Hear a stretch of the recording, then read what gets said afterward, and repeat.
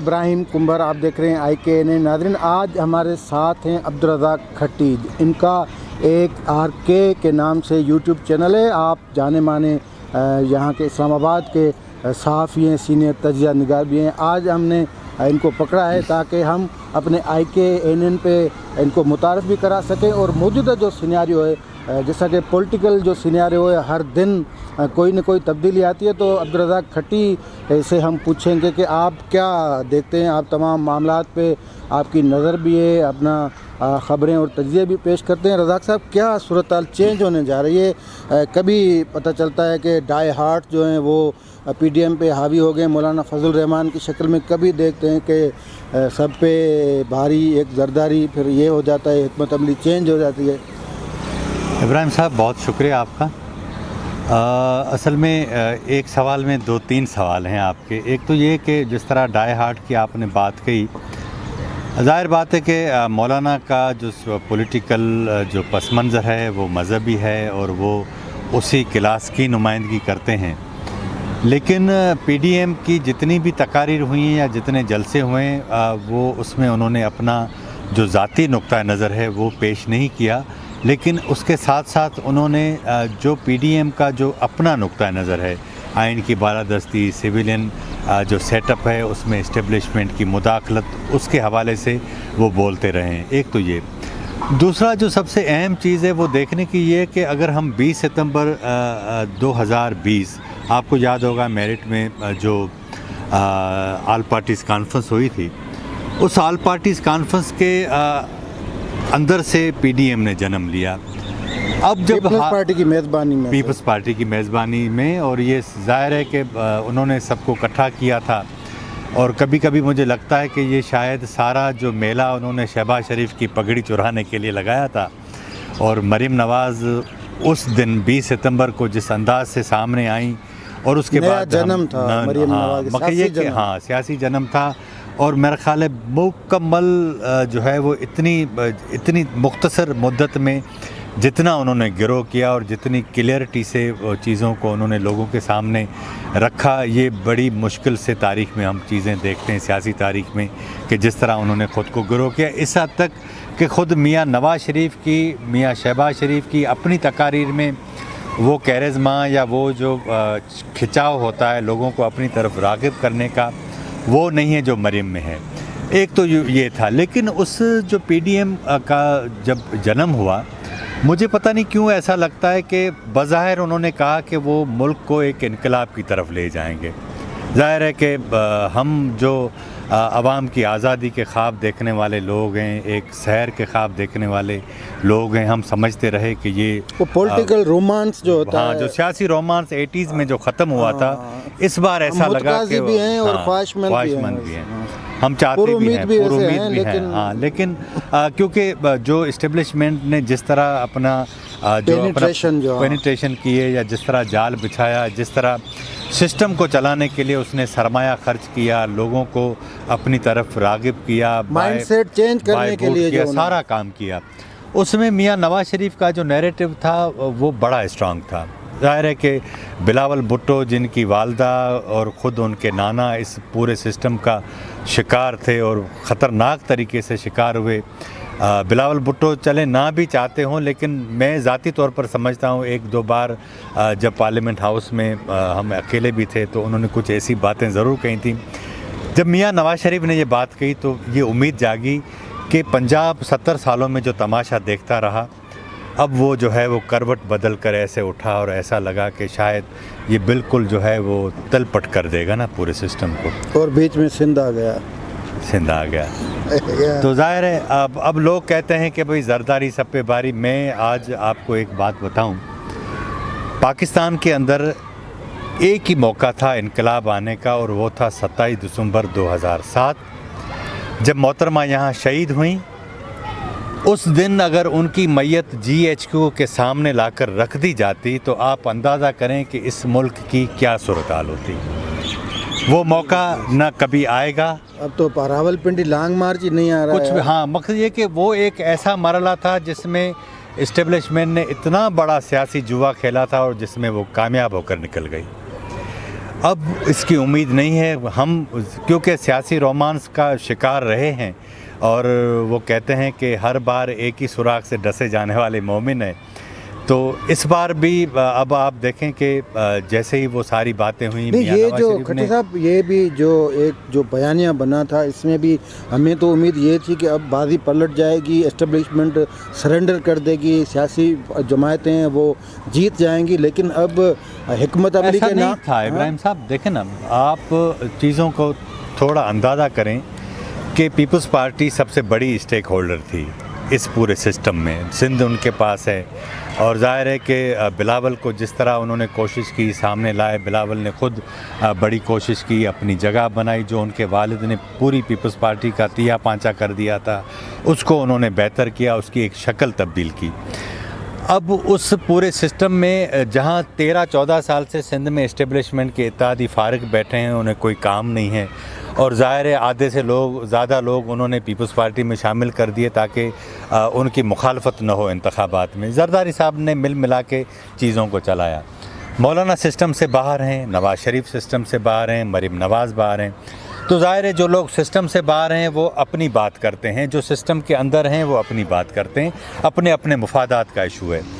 مولانا صاحب نے جو یہ میں آپ کو ایک اور بھی بات بتاؤں کہ 20 ستمبر کو جب ہم یہ ساری پی ڈی ایم بننے سے پہلے اے پی سی کور کر رہے تھے، اس دن پہلے سب ہم دوستوں نے جو تھے انہوں نے یہ اخذ کر لیا تھا کہ اس کی سربراہی مولانا کو اس لیے دی جائے گی کیونکہ وہ ہی اس سارے معاملے کو ڈیل بھی کر سکتے ہیں، اور وہ جو دوسرے تھے وہ خود سامنے بھی آنا نہیں چاہ رہے تھے. مولانا کا تھا حکمت عملی ان کی تھی. تو اب اس ساری صورتحال میں جس طرح پی ڈی ایم سے جو توقع لگائی جا رہی تھی، اب دیکھیں نا انہوں نے، میں جو سمجھتا ہوں جس طرح میں نے پہلے آپ کے سوال میں کہا کہ ہوم ورک نہیں تھا.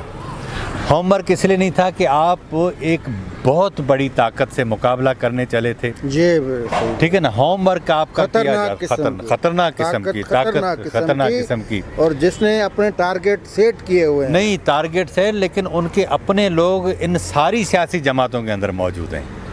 تو ان کی کوئی رازداری آپ سمجھیں کہ کوئی بچ سکتی ہے یا فاش نہیں ہو سکتی، اس کا بھی بہت بڑی جو ہے وہ آپ سمجھیں کہ اس کا شک آپ ان کو فائدہ دے سکتے ہیں.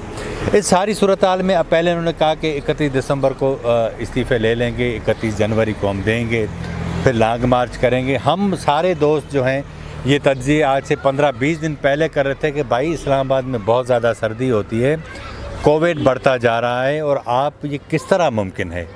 اور دوسرا عمران خان یہ کہہ چکے تھے کہ یہ جو ہے وہ استعفے دیں، میں کروا دوں گا. پاکستان کا قانون آئین خاموش ہے اس پوری صورتحال میں، کیونکہ 73 کے بعد اس طرح کی صورتحال بنی نہیں ہے پاکستان میں کہ ایک بڑی تعداد میں 44% اپوزیشن کے لوگوں نے ریزائن کر دیا ہو، اور وہ جو ہے وہ اس کے اوپر کوئی ایسی قدغن ہو کہ بھائی آپ نئے انتخابات کرائیں. قانون خاموش ہے، آپ کو بھی معلوم ہے.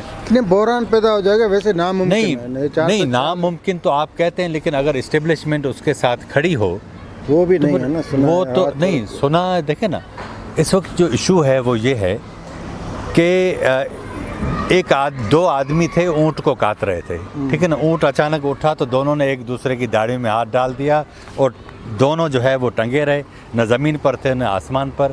تو دونوں میں سے ایک نے دوسرے کو کہا کہ داڑھی سے ہاتھ نکالو گے تو دونوں گریں گے. اس وقت جو صورتحال ہے وہ یہی ہے ان کی. داڑھی سے اصل میں دونوں نے اس لیے ایک دوسرے کو پکڑا ہوا ہے. عمران خان ایک پاپولر فیس ہے، عمران خان کے ذریعے وہ اس ملک کا جو پولیٹیکل سسٹم ہے وہ چینج کرنا چاہتے ہیں. 2-3 بڑی جو جماعتیں ہیں وہ سارے سسٹم کی رکاوٹ ہیں، ان کی جو خواہش ہے اس میں. تو عمران خان کو وہ کسی صورت جو ہے وہ چھوڑنا نہیں چاہتے، لیکن اصل ایشو یہ ہے کہ عمران خان وہ ایک ایسا پاگل بچہ ہے جو ان کے گلے پڑ گیا ہے. لیکن یہی ہوتا ہے. اب ہوا یہ ماضی میں ظاہر ہے کہ آپ نے پولیٹیکل سسٹم کو برباد کرنے کے لیے جو پالا ہے، اور اس میں عمران نے بہت بڑا اچھا رول پلے کیا ہے. دیکھیں نا، اس نے ساری جماعتوں کو چور ڈاکو کہا، اس کے بعد خود آیا، اس نے کوئی جو ہے وہ رزلٹ نہیں دیا. اب لوگ کہتے ہیں یار یہ سیاستدان تو سارے بیکار ہوتے ہیں. ان کا ٹارگیٹ بھی وہی اچیو اور ان کا تو ویسے تھا ہی نہیں کہ نہ پارٹی تھی. اب دیکھیں نا، عمران کو لایا اس لیے گیا تھا کہ میثاق جمہوریت کے بعد دونوں بڑی جماعتوں نے ایک دوسرے کو اسپیس دینا شروع کیا. پولیٹیکل سسٹم جب تھوڑا تھوڑا مضبوط ہوتا ہے تو ظاہر ہے جو پولیٹیکل سسٹم کے مخالف ہوتے ہیں ان کا اسپیس کم ہوتا ہے. عمران نے اصل میں آ کے ان کا اسپیس بڑھا دیا. عمران نے جو دوسرا کام کیا وہ یہ کہ جو انہوں نے نہیں بھی مانگا وہ بھی اس نے دے دیا. وہ صرف آ کر بیٹھتے ہیں تو بات کرتے ہیں. لیکن میرا جو خیال ہے وہ یہ ہے کہ پی ڈی ایم کی تحریک ضرور کوئی نقصان پہنچائے یا نہ پہنچائے، لیکن اس کے اپنے جو اعمال ہیں وہ اس نے اسٹیبلشمنٹ کو بڑا تنگ کیا ہے. انہوں نے آ کر ان کو کہا ہے کہ یہ جس طرح کی آپ باتیں کرتے ہو نہ آپ کوئی کارکردگی دکھاتے ہو. ویسے کل بھی کور کمانڈرز کانفرنس کا جو اعلامیہ تھا اس میں قومی ہم آہنگی اور قومی یکجہتی کی بات کی. یہ ڈائلاگ والی جو بات چل رہی ہے نا، دیکھیں نا، شاہد خاقان عباسی بڑا کیلکولیٹڈ آدمی ہے. وہ آپ نے اس کو دیکھا بھی، پرائم منسٹر بھی تھا. نان پولیٹیکل پولیٹیشین ہے وہ. ہاں لیکن یہ کہ وہ جہاں کھڑا ہے وہاں کھڑا ہے. لیکن اس نے کہا، اس نے یہ کہا کہ ڈائلاگ کریں، اور آج وہی بات آ رہی ہے. لیکن ایشو یہ ہے کہ ڈائلاگ اگر آپ اسٹیبلشمنٹ کے ساتھ کریں گے تو سارا کام تو انہوں نے خراب کیا. اب وہ آپ اس کو ایک بڑے فریق کے طور پر بٹھائیں گے تو کام کس طرح چلے گا؟ ظاہر ہے جو بڑا فریق ہے، جس طرح ہمارے پاس گاؤں دیہات میں ہوتا ہے کہ جو سرپنچ ہوتا ہے وہ سارے معاملے کو وہی کر رہا ہوتا ہے. ڈائلاگ کس پہ؟ تو آپ کا آئین ہے، اس میں ساری چیزیں طے کردہ ہے نا، پھر کیوں؟ میرا خیال ہے ڈائلاگ ہوں گے تو شاید ان کو زیادہ اسپیس مل جائے گا. وہ آپ کو یاد ہوگا نا، محترمہ بینظیر بھٹو کے دور میں قومی سلامتی کے حوالے سے مختلف چیزیں ڈسکس ہو رہی تھی، فوج اپنا آئینی رول چاہ رہی تھی. لیکن اس کے بعد صورتحال تبدیل ہو گئی. نواز شریف آئے، ان کی اپنا مزاج تھا اور وہ ان کے ساتھ چل نہیں سکے، اور اس کے نتیجے میں پھر مشرف آ گئے.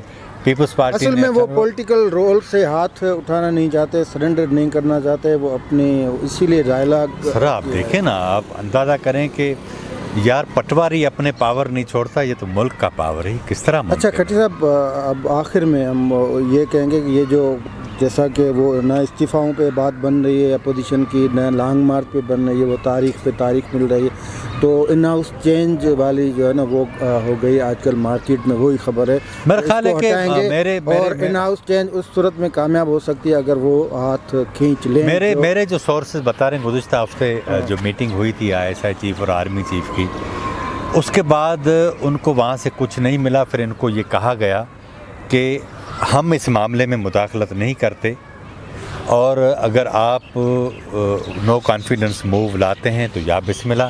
میرا خیال ہے کہ یہ ڈائریکٹ قومی اسمبلی نہیں آئیں گے، پہلے یہ کوشش کریں گے کہ پنجاب اسمبلی کو چیک کیا جائے.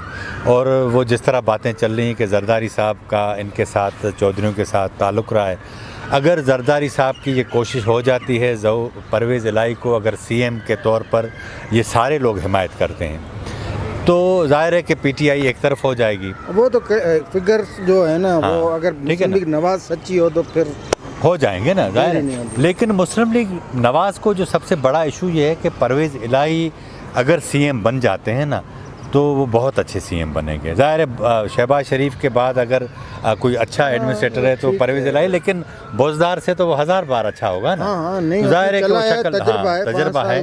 اور اچھا ان کی جو سب سے اچھی بات یہ کہ رواداری ہے، لوگوں کے ساتھ مل ملا کے چلتے ہیں، اکوموڈیٹ کرتے ہیں. تو یہ یہاں تجربہ اگر جس دن کامیاب ہو گیا تو اس کے لیے بھی تو نواز شریف کو گارنٹی چاہیے، انصاف تو چاہیے نا اس کو ایسے جھوٹوں. سر میں آپ کو ایک بات بتاؤں، پتہ ہے کیا ہوگا؟ یہ اگر آ جاتے ہیں پنجاب میں اور وہ وہاں آ کر قومی اسمبلی میں ان کی حمایت سے اگر نو کانفیڈنس لے آئیں، میرا جو اندازہ ہے تو یہ کیا کریں گے، کیونکہ عمران خان کا جو ری ایکٹ ہوگا نا وہ بڑا خطرناک ہوگا. وہ ان کے خلاف بھی ہوگا، ان کے خلاف بھی ہوگا. اس میں جو مجھے جو اندازہ یہ ہے کہ اپنا پرائم منسٹر لا کر اسمبلی توڑ دیں گے اور نئے انتخابات کی طرف چلے جائیں گے. تو ساری جو صورتحال ہے وہ دونوں کے ہاتھوں سے نکل جائے گی.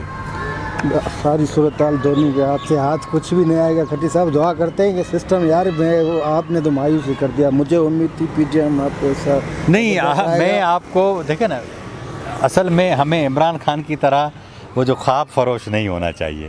یار ہم چاہتے ہیں نہیں، ہم چاہتے ہیں، میں نے کہا نا کہ ہم تو سیاسی رومانس کا شکار ہیں اور ہر بار اسی سوراخ سے ڈسے گئے ہیں. یار پھر اب چلو ڈسنے کے لیے تیار ہو جاتے ہیں. کھٹی صاحب آپ نے ویسے آج کھٹی صاحب سے آپ نے ساری صورتحال اس کا تجزیہ سنا. آج کے لیے دیجیے اجازت، دیکھتے رہیے ہمارا چینل. خدا حافظ.